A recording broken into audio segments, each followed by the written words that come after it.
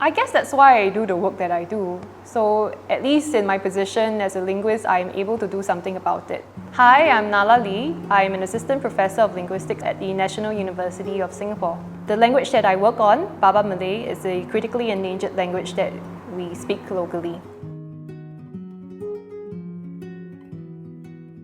Baba Malay is the home language of the Peranakan Chinese. We know from historical documentation that before the 15th century, there were already Chinese traders who were traveling down south for the purpose of trade.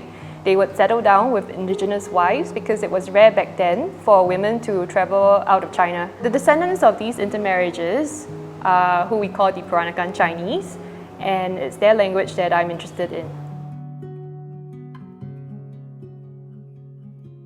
We can perhaps consider a language to be endangered if it has no viable future. So for example, if the language was not passed on to younger speakers, there would be no intergenerational transmission, then it would be almost certain that the language would die out sometime in the future. If we lose Baba Malay, we would be losing ways in which we mediate our relationship with the tangible culture, for example. We would not be able to convey certain nuances. For example, if I called the gamcheng a covered jar, this is not what you would imagine as a gamcheng.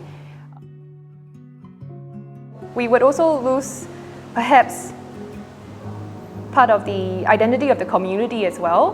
When I was much younger, I did not know that I was Peranakan Chinese because it was naturalized that we would do certain things in very different ways. The older members of the family would be wearing sarong kebayas, not the cheongsam or not the qipao, and they would be speaking a language that I could not understand. It was actually only later on that I learned the language through my work that I was able to communicate with the elders in the community a lot more.